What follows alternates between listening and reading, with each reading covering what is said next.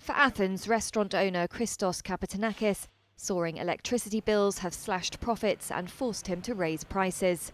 Kapitanakis pays between $3,000 and $3,900 a month on power. That's up 40% since Russia invaded Ukraine in 2022 and triggered a European energy crisis.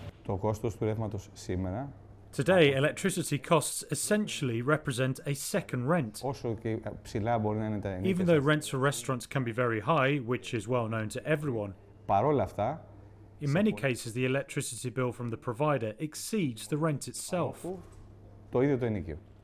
His predicament has been echoed across the continent since the war interrupted Russian pipeline gas supplies to Europe. It forced countries like Greece to seek more expensive alternatives. Southeast Europe has felt the impact much more than the northwest.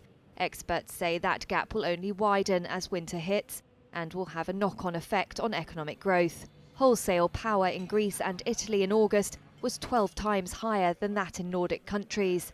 Since 2021, Greece has spent billions of euros on energy subsidies to try to protect customers.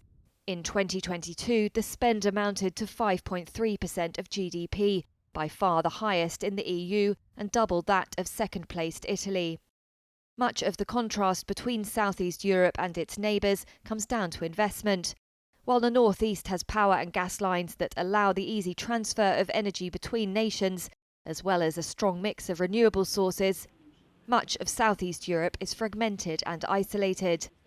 Power storage, which is becoming increasingly important in northern European countries, is non-existent in parts of the southeast.